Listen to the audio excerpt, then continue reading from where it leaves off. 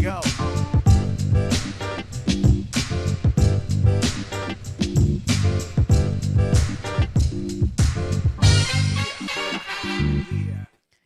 We're back. Nothing personal word of the day. It is Wednesday, August 2nd, 2023. We're back. I want to get right into it because there's plenty to discuss, but I'm not going to because I want to mention one thing that you may not believe. Whether you are Jewish or not Jewish, go to Israel. I just got back from 12 days in Israel, and I had not experienced it in the way I've been there before. I had not experienced it in the way that I just did and seen the things that I was able to see in Jerusalem, went all from the north to the south, West Bank, Golan Heights, Jerusalem, Tel Aviv, Caesarea, Akko, Tzfat, all over. The Negev Desert, went to Jordan, saw the old city of Petra, and then I did something for Coca, went to Wadi Rum in Jordan where they filmed in the desert John Wick, Chapter 4. They also filmed The Martian there. Indiana Jones was filmed. Why? Because it looks like Mars. It looks like something out of this world. And the reason I say that everyone should go to Israel is that there's a real PR problem. Israel is safe. Let's start there. And finding peace in the Middle East, I'm not going to do a segment on peace in the Middle East. I will only say that anyone who expected Jared Kushner to step in and find a way to get peace in the Middle East is just downright silly.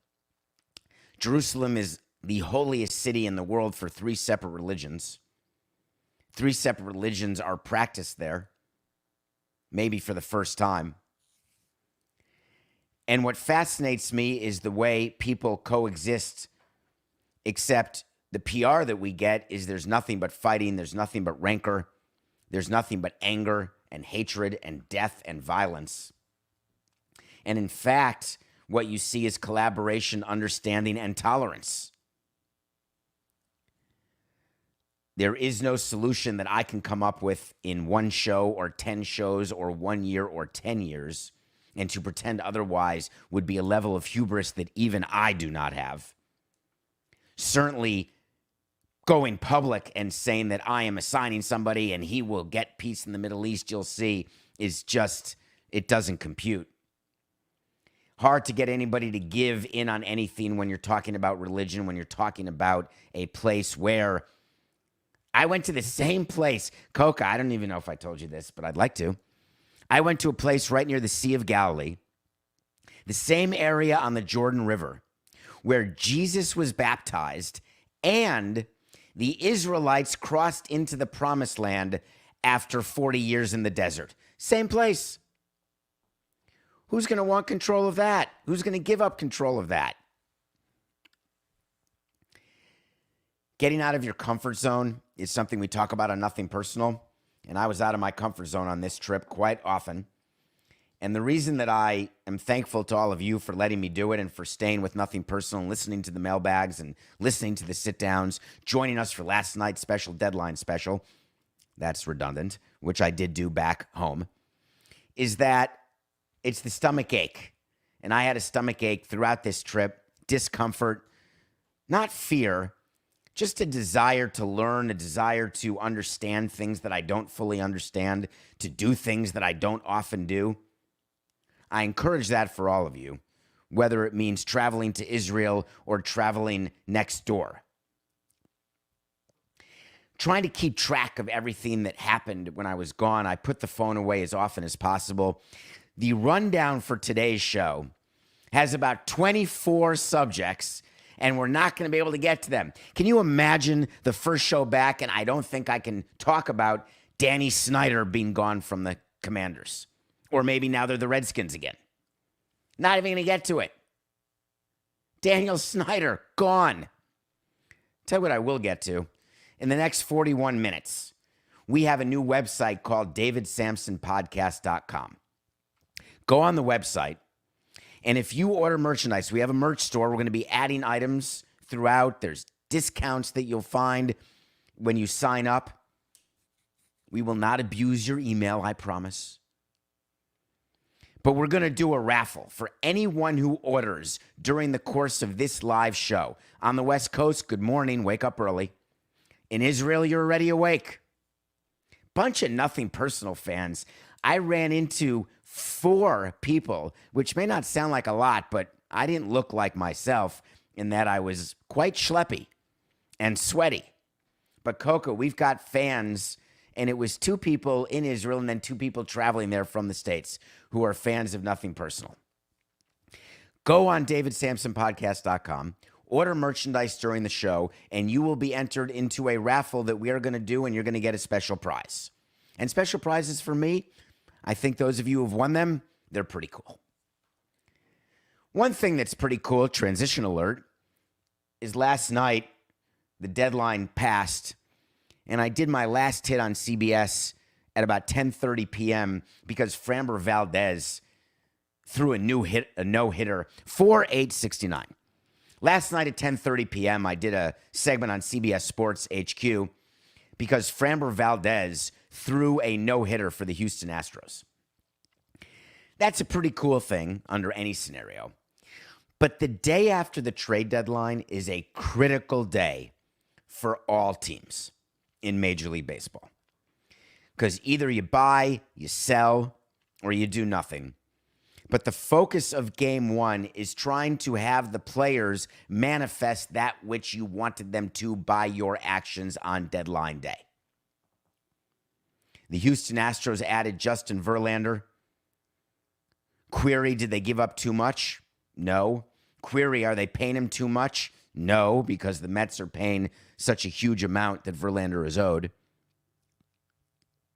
But the Astros went into their game against the Cleveland Guardians saying, we've got our number 2 starter on the mound who's going to win the Cy Young, who's being pushed down to number 2 by cooperating because Justin Verlander is back as the ace of the staff as they try to repeat as World Series champions. Framber Valdez could have pouted. Framber Valdez could have said, know what? Screw you, Dana Brown and Jim Crane. I'm your captain now. Why are you trading for someone? Let's get hitters. Let's get bullpen guys. Or get a 4-starter. Get Michael Lorenzen. Get Jack Flaherty. Don't bring in Verlander. But no. Valdez did the opposite. He came out and commanded all 4 of his pitches and threw a 93-pitch Maddox. That's your second verb in a row if you watched last night's show. We taught you the verb to Beltran. Eduardo Rodriguez is the opposite. He did not Beltran, which is when you go to a contender at the deadline, perform, and then get a bigger free agent deal than you normally would get. That's to Beltran. Valdez came out and he said, you know what? Watch this. And he showed Dusty Baker, he showed Dana Brown, he showed his teammates, and he showed the league that not only is he not going to pout or fret, but he is going to combine with Justin to form the most formidable 1-2 punch in baseball. I mean, of course, outside of the Mets, Scherzer, and DeGrom. Oh, that's a note from last year. Take that out of the show, Coca. Like the Rangers, Scherzer, and DeGrom. No, we can't even say that. DeGrom's out for the year. Like the Rangers, Scherzer, and Evaldi. Oh, just forget it. So after the deadline, we told you, did we ever get confirmation that Steve Cohen flew to Kansas City? We talked about it live last night. I haven't seen anything online. Steve Cohen stopped tweeting. This is the problem if you're going to be an owner out there. You can't just be there when things are good. He tweeted in June 27th saying, I'm going to give it to you straight. And he held that press conference. He certainly gave it to us straight. Sell, Mortimer, sell. But then he's gone radio silent. Like radio silent. Well, you can't go radio silent after deadline day. GMs are meeting the media. Managers are meeting the media. I want to point out a couple things that a couple of GMs said, and I want to explain why they said it. And I think you're going to smile. Let's start with my main man, Brian Cashman. Brian Cashman is a Hall of Fame executive who has been with the New York Yankees for decades. Won World Series, last one in 2009, being absolutely crushed for their deadline move. They brought in a middling reliever named Middleton. The Yankees then went out in a very important post-deadline game, and they showed us exactly the problem with the Yankees. And they lost 5-2 to the Tampa Bay Rays. Stanton did not start. He came up with a chance to tie the game in the ninth and struck out. Yankees lose. Lack of hitting. Carlos Rodon, their amazing free agent signing of last season, who, what was he paid? About $160 million? Not good. So Brian Cashman has to meet the media. And here's what he wants. He wants me to be Andy Dufresne. All right, I'm going to be Andy Dufresne. Hopefully we got a little better with Middleton, and hopefully we can get better from within. That's obviously what we're doing, and hopefully we didn't get worse by making a bad decision. And we'll see if we can turn those jeers into cheers. Let that marinate just for one quick sec here. Hopefully, when you talk to your GM and give him talking points after the deadline, we would sit with the PR, with the president of baseball operations, and with me, and we go over talking points. This is the message that we want post-deadline. Here's the message that we don't want out there if we're the New York Yankees. That we are basing our decisions on a hope and a prayer. Come join us in hope. Because hope is the greatest thing of all. Well, thank you, Red, and thank you, Andy. That's very nice of you to say, but not when you've got the number 2 payroll in baseball. You can't act as though you are looking for hope. That's for middle-of-the-road teams. That's for the Marlins when I was there. That's for 20 of the teams. You're selling hope. You're selling the illusion, the possibility of the chance of winning. That you never know, we may be the story this year. The Pittsburgh Pirates, when they started 20-9, buy tickets, were selling hope. It disappears over the course of a season. One good run away from being in the thick of it. You don't do that when you're the Padres, when you're the Yankees, and when you're the Mets. You take it head on. I'm Brian Cashman, and here's what I'm saying. Andre, thank you for your order. You're in the raffle.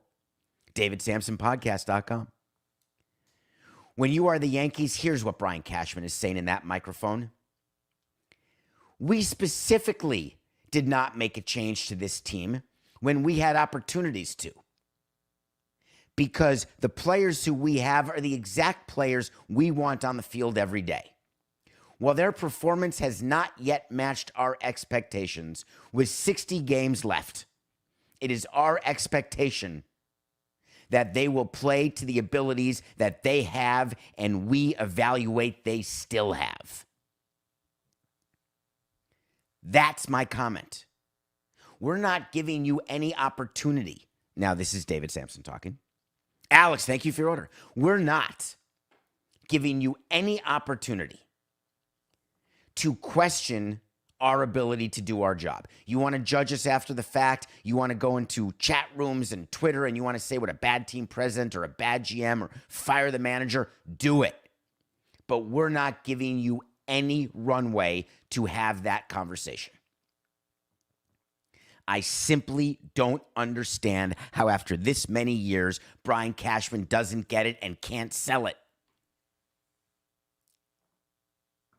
Luckily, they've got their crosstown rivals, the New York Mets, taking all the headlines away, which in the old days would have made George Steinbrenner insane. Everything that's going on with the Mets would have made him crazy until yesterday, when he would have come out, not publicly, but would have leaked his sheer delight in the Mets selling off their pieces and sheer jubilation in Max Scherzer's leaking of comments of a private conversation between him and erstwhile head of the baseball operations. Well, he still is, I guess, but I don't think so. Erstwhile means recently. I think David Stearns has probably already been hired to run the Mets. I think that everything the Mets did, David Stearns knew about, was involved in, and he will be a part of going forward. But for whatever reason, the messaging is that the Mets are not looking to compete in 2024. So Billy Eppler had to correct that.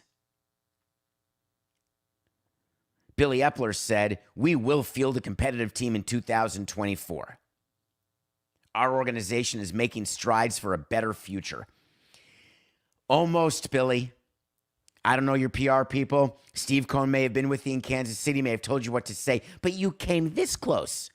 I can't even shine a flashlight through how close you came to getting this right. 25 teams can talk about now and the future. That is a line you read. It's in the playbook. We are here to build sustained winning. Our goal is a competitive team every single year. That's great. Whether your payroll is $50 million or $250 million, that's fine. You're in, Scott. DavidSamsonPodcast.com. However, you can't do that when you're the Mets. You can't do that when your payroll is $350 million. You can't do it when your luxury tax is higher than the A's payroll. You can't do it when you've had a season like this.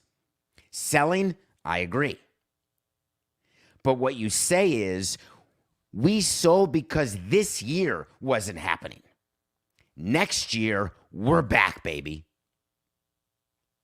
You don't want to talk about the pain of getting where you want to go. You're there at $350 million payroll. What are you, going to $500 million? Or are you trying to sell us? You're going to take your payroll down, but you're going to get more competitive because all of a sudden you're smarter. No. The sales pitch when you're the Mets after this deadline, no one is more angry than I am that we had to make these trades. It is unfathomable that we are in the position we're in. When this team was put together with the resources given to us by our owner, Stephen Cohn, it is impossible to believe that we are in a position where we were sellers at the trade deadline. It was not even a conversation that came up before the season started. Whereas for 20 teams, this is a side note, parenthetical by David, for 20 teams, it absolutely is a discussion when you're talking about upside, downside. It's like when you're doing projections in your company. You do a base case, an upside case, and a downside case. We do the same thing with the team, both from a revenue standpoint and also from a performance standpoint. Upside, downside, base case. The Mets' downside case was not what took place this past week. Own it, but then tourniquet it. Back to Billy and what his comment should be. Given that we did not in a million years believe this was going to happen, I want to thank our scouts, our development people, and our owner for so quickly pivoting and recognizing that we had an opportunity to improve our farm system and have payroll flexibility as we head into next year and continue our quest with this speed bump to winning a World Series. That's all he should say. Period. But Billy, what about Pete Alonso?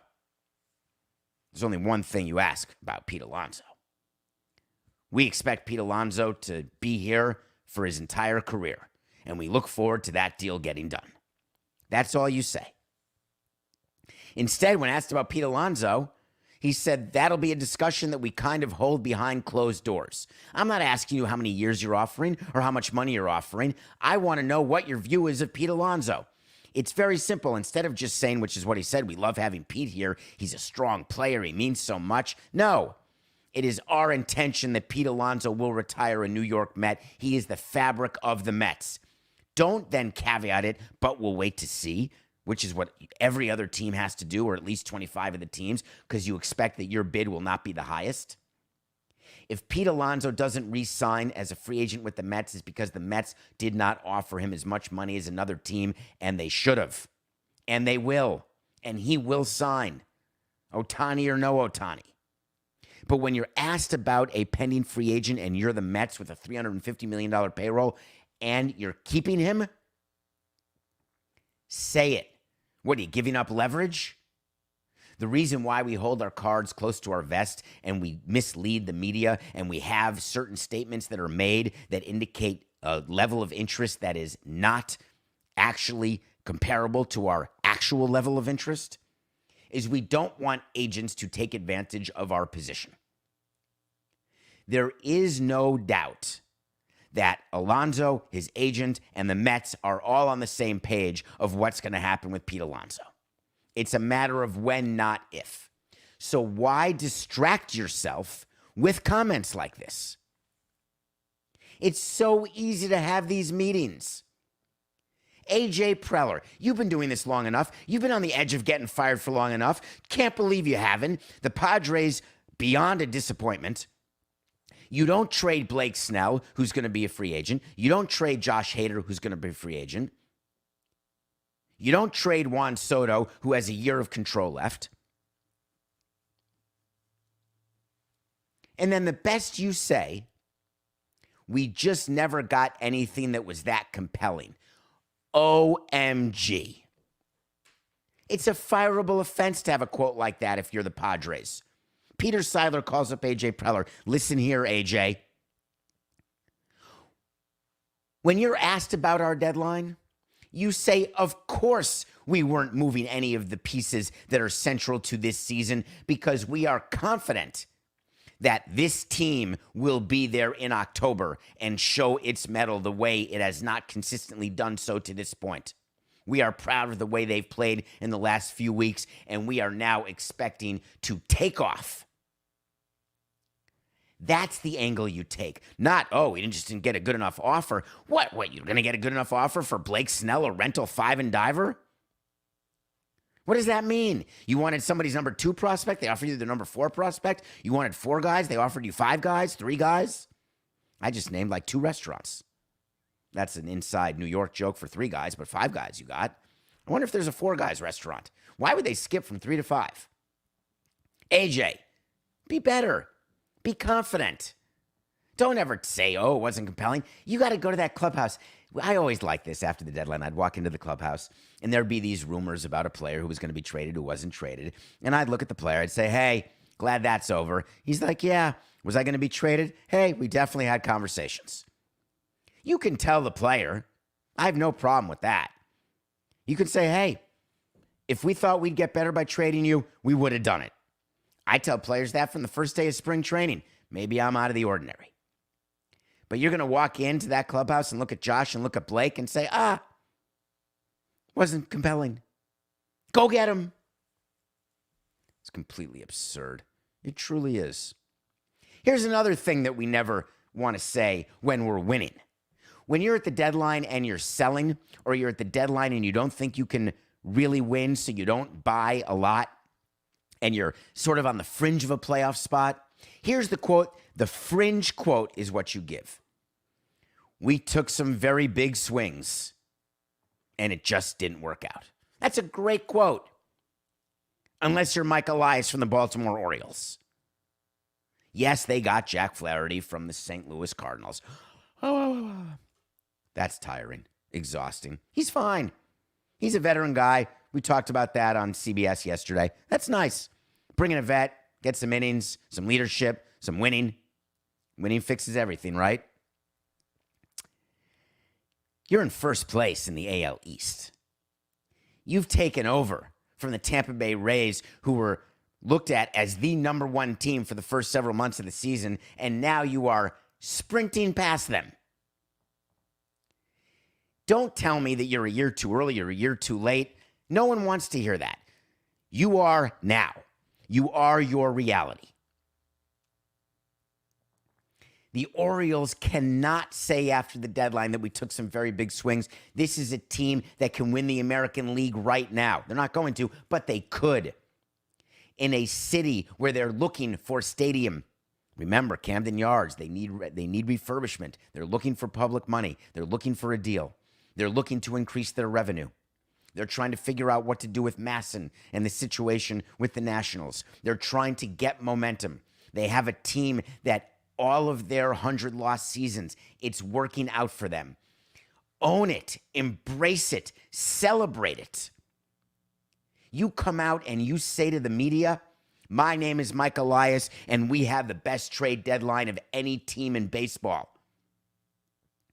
You want to judge us based on a bunch of deals that were made by people trying to chase us? They're chasing us. We had our eye on Jack Flaherty the entire time because that sort of veteran presence as we go into the stretch run to win this division and get deep into October and represent the American League by winning the pennant, that's who we wanted. Hey, welcome to the team, Jack. We took some big hints, big swings, didn't work out. But we got you. Go over there in the corner. You're in the booby prize corner. Give me a break. I don't know why there's not more preparation. It's not like the trade deadline snuck up. There were times that I got caught with my proverbial PR pants down. No question. Things happen during the course of a career, during the course of a season. Tragedies happen. Unexpected things happen on the field, off the field. You do your best before you meet the media to try to get the talking points down. Sometimes you get caught. Sometimes you say the wrong thing. The trade deadline has been August 1st for what, 7 months? All right, let's take a break, Coca. I'm a little worked up. I mean, the show wrote itself today. All right, when we come back, we are going to review a TV series that I watched with Seth Rogen and Rose Byrne. And then we're going to talk about something that happened in the NFL with running backs that I guarantee will make you smile. We'll be right back.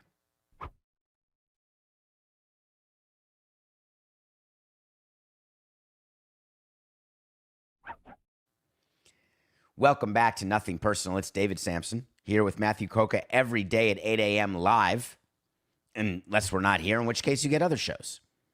Thank you for downloading, for listening, being on YouTube, subscribing on YouTube, all of the ways you're engaging with us. And we gave you another way yesterday, davidsamsonpodcast.com. Go check out our website. You'll have clips. You'll have links to social media, links to our shows. Make sure you're subscribing to everything. Subscribe to the email list. Go to the merch store and proudly wear the Nothing Personal merch. And if you order now during the show, you will be enrolled in a raffle, and the winner will get a cool prize. So even with everything going on, and this is me and Coca, Matthew Coca, David Samson, Nothing Personal. We are Nothing Personal, along with you, the audience. Coca's got about 25 things that he does. Hardest working producer there is. Does everything by himself. Basically winds me up to talk for 45 minutes per day. Yet, we still find a way to watch content. I texted Coca during the break and I said, hey, I finished Platonic, the TV series. And here's why I'm reviewing it right out of the gates. I do not believe that you can be best friends with a girl if you are a boy and have there not be any sort of sexual tension or innuendo. This is not me being a dinosaur. This is not me talking about LGBTQ. It doesn't matter. It can be boy, boy, girl, girl. I'm talking about best friends with someone of a gender or not gender, however you want to describe it. I'm not here to be canceled or to put people in different buckets. I'm talking about when Harry met Sally. And you can replace Harry for Harriet. You can do whatever you want. Platonic is about Seth Rogen and Rose Byrne as best friends. And it's a platonic relationship and how that relationship works. It's fantasy. Did I laugh a few times? Yes. Was I interested in the concept? Yes. Did I guess the ending? Nope. Even with the name of the show, it was impossible for me to believe that it would end season 1 or the whole series, whatever it is, the way it did. Spoiler alert. What are our rules again, Coca? Did you tell me those? Because if you did, I forgot them. Or did I discuss it on Levitard, maybe? I don't know the spoiler alert. If you haven't watched Platonic, you should watch it. But at the end, guess what happens? Fantasy. Total. Seth Rogen's good. All right, I want to get right into this because when this story happened during our break, it was one of the few things that happened that I wanted to go right and do a live show at this moment. Jim Irsay is the owner of the Indianapolis Colts. He is the one who we have discussed with the Danny Snyder saga. He is the one who was put out front by Roger Goodell, no matter what you've heard or what people are making you believe. There were talking points by Jim Irsay all throughout when owners were ready to get rid of Snyder, make him sell, force him to sell. Irsay, for all of his foibles, is the perfect mouthpiece for certain things because people view him, wow, that guy buys memorabilia and may do some lines. Whatever he does on his off time doesn't interest me. Live and let live. Thank you, Corbin. There's a player named Jonathan Taylor. Jonathan Taylor is a running back. I think he's in his fourth year. He led the league in rushing a couple years ago. He is a very, very good offensive player. As a matter of fact, according to Coca and other pundits, I would assume, the best offensive player on the team. There has been an entire issue this offseason with running backs. Running backs. Saquon Barkley. I don't want to sign the tag. I want a long-term deal. All right, I'll agree to a deal. Running backs, I'm not being respected. I'm not getting paid enough money. Running backs, let's get together, form a coalition, and do Zoom calls. I wonder what that's like. Do they do it like from their sports cars, from their mansions? It's not that I'm feeling badly or not feeling badly for any professional athlete or for any executive in the C-suite or for anyone who's got money, doesn't have money. It's all good. But that's a funny little club. It's not exactly the Breakfast Club. Running backs getting on there and saying, we are being mistreated. The union stepping up and saying, interesting what's going on with running backs. Agents coming out and saying there's some sort of collusion against running backs. Can I explain to people what a salary cap is and what a salary floor is and what a franchise tag is? A salary cap and a salary floor is something that don't exist in baseball, which is why the Mets can be at 350 and why the A's can be at 50. In the National Football League, the bands are much tighter, and every team has to spend a certain amount. The union, the NFL Players Association, they negotiate a collective bargaining agreement between the players, members of the union, and management, owners of the team. When they collectively bargain a salary cap and a salary floor, what they're guaranteeing is that members of their union will get X amount of dollars paid to them, split amongst all of the members of the union. Sometimes you basically correlate league revenue to salary cap. Roughly, that's what you do. So let's say that salaries will be 50% of league revenue. There's exceptions and there's football-related revenue, but forget all that. If we've got $10 of revenue, we're paying the employees on the field $5. Rough math. The $5 gets spent however management wants. Period. That is the number one rule of compensation. You can negotiate away rule number one. That's called draft slotting. You can negotiate rule number one. That's called franchise tagging with set numbers of what the franchise tag is. You can negotiate away number one by doing what qualified offers are in baseball. But it's all part of an overall negotiation where you're trading things left, right, and center. Franchise tag amounts are based on money that's paid to players by position.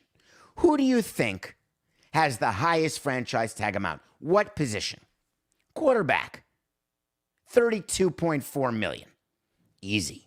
Why is that? Because quarterbacks are so highly paid. Why is that? Because owners believe that's the most important position on the field. Why is that? Because they are. So every team spending to its floor and then approaching its cap has to do an allocation. Why do you think Aaron Rodgers took a $35 million pay cut? Because he loves New York? Because he loves being in the heart of darkness? He wants to be cool and special? Because there's only a certain amount of money that the Jets can pay, and he wants to win a Super Bowl to differentiate himself from Favre. Doesn't want that narrative anymore. Wants to go to the Jets and be Joe Namath. Fine. I can't believe he took that pay cut. Side note, Coca, not on the rundown. Aaron, what? Sorry, Jets fans, but that's absurd. There's got to be more to that story. Him just taking $35 million away. Oh, because I really want better players around me. All right, but let's get back to why, or the point, which is money gets allocated. Why is it that running backs believe that they should have a higher allocation of the money? Does that mean that they want to take money away from wide receivers or offensive linemen? What about defensive ends? How about linebackers? We want some of that. Running backs, their franchise tag number is $10 million. Linebackers are $21 million. Here's the idea. Let's cut the difference. We'll have both of them at 15.5. As a matter of fact, let's negotiate where every player has the same, every position has the same franchise tag amount. Perfect. You think the union would actually go for that? Forget owners. Because as an owner, which I wasn't, let me do that again, 4-8-69. As a president, I fought for two things during my career, pretty hard, lost them both. Free agency for every player every year, would have loved it. Pay players based on what they do, not what they did, or not what they may do, what they immediately in the past did this past year. If they're hurt, nothing. If they stink, nothing. If you're great, a lot. Free agency every single year. Never got that. Second thing, amazing if we could pay every player the same amount. 25 guys, pay them all $5 million. That's it. We'll be soccer, except for Messi. Not anymore. Everyone will have the same payroll. We'll choose guys, put the focus on development, the focus on scouting, and differentiate yourself that way. You'll get every single vote on management's side. Guess who won't vote for that? The union. So for the running backs to come out and say, oh, woe is us, who's got their back exactly? Nobody. That's why they put themselves in a Zoom together so they could complain. What's the fun of that? It's like preaching to the choir. I never understood that expression, preaching to the choir. Oh, because the choir is already inside the church, so you don't need to preach to them because they're already believers? But isn't the whole thing about cults that you're talking to people who already believe in it, but you want to keep them believing it and keep getting to sleep with their wives? I thought that's what cults did. So maybe the running backs just sit in a room and they say, wow, we need more. Next collective bargaining agreement, we're going to make sure that we're better represented. Well, no. How about if we just switch positions to a position that's more important in terms of winning on the football field? I love running backs. Otis Anderson, love him. John Riggins, did I love watching him. All these guys. First down, run. Second down, run or pass. Third and long, pass. Third and short, run. That was the NFL. Now, first down, pass. Second down, pass. Third down, quick out, pass. Try down the field a couple times. You need wide receivers. You need offensive linemen. You need quarterbacks who can both throw and run. Running backs, hey, do me a favor. Just stand right here in this formation, and you can block and then release, and you'll be my ninth option if I even look left. But pay me like I'm a linebacker. It's completely absurd. Jim Irsay nailed it, though. When he was asked to talk about it, he had a few comments. He said, we've negotiated a CBA that took years of effort and hard work and compromise and good faith by both sides. To say now that a specific player category wants another negotiation after the fact is appropriate. God damn it, Coca. 3, 8, 9, 6, 9. To say now that a specific player category, running back, wants another negotiation after the fact is inappropriate. Some agents are selling bad faith. Hell yeah, Jimmy. Jonathan Taylor's agent had to come out and say, bad faith is not paying your top offensive player. No, it's not. It's called good business. Maybe Jonathan Taylor should just change positions. But Jim Irsay did a Jim Irsay, which is what enables him to do a Jim Irsay. So he gives you the quote that's exactly what Goodell says, but then he's got to put somewhere else. Thank you, Thomas Joseph. You're in. DavidSampsonPodcast.com. Coke, I can't even keep up. I can't even say all the names. Then he gives a quote, Irsay does, that no one would want to be associated with, except Irsay. So it's perfect. If I die tonight and Jonathan Taylor is out of the league, no one's going to miss us. The league goes on. We know that. The NFL rolls on. It doesn't matter who comes and who goes, and it's a privilege to be a part of it. Shh. Unless you're Jim. And then stand on the rocks. I present you these 15 commandments, one of which is, hey, we're just here for a minute.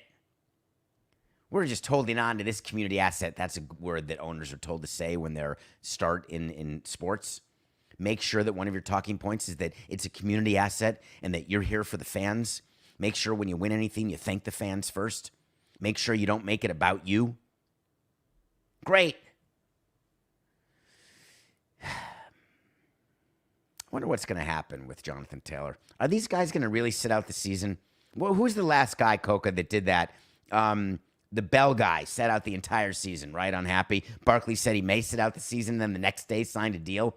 Is that really a threat? You think Jim Irsay is quivering in his cowboy boots? Oh, no, Jonathan. Please don't sit out the season. That will be so sad. All right. Nothing personal pick of the day. We're back with that. Last show we did, regular show, was on July 14th. We had the Brewers over the Reds. You may not remember it, but guess what? You won the bet. We are 105 and 105. Let's talk about tonight's Rays-Yankees game. We started the show talking about Brian Cashman's comments. I don't know if that started the show, but it certainly was earlier in the show. And I was disappointed with what he actually had to say.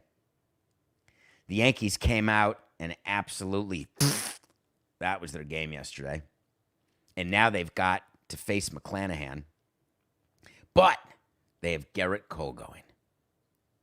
The Yankees are favored over the Rays. The Rays are going for a sweep. The problem with the post-deadline hangover is that it doesn't go away in one game. So when you see like what the Cubs did to the Reds are in a post-deadline hangover because they thought the front office was going to do something it did not do. Then they came out and lost, I think, 69-4 to the Cubs last night. The Yankees came out, couldn't hit, didn't win.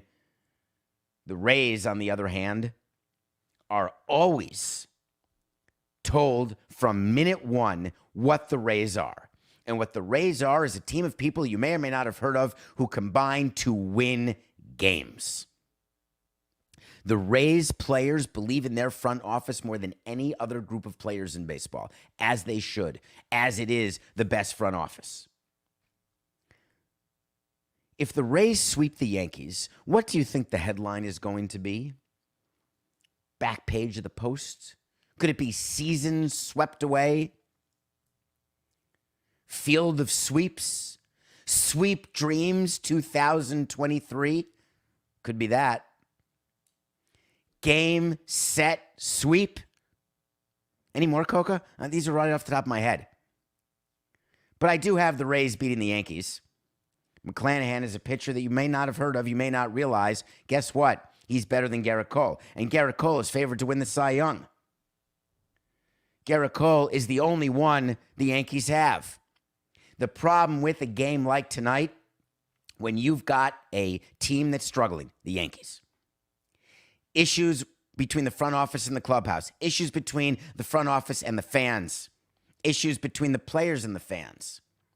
When you've got your number one starter going, and the backup to that is Rodon, who can't pitch, Severino, who stinks, Herman, can he pitch, can he not pitch? He's not available, then he is available, who knows what? Don't worry, we got Schmidt, we're good. No, Cole's got to win. What happens when you don't win, when your number one starter and your best starter can't get you a victory, the season goes full John Malkovich. Your dreams, they go down the drain. That is what's going to happen. Rays over the Yankees. All right, we'll be back tomorrow at 8 a.m. Reminder, you still have time. DavidSamsonPodcast.com. Get into the merch store. Be a part of Nothing Personal. We appreciate you. So much so that we'll do it again tomorrow, 8 a.m. Why? It's just business. This is Nothing Personal.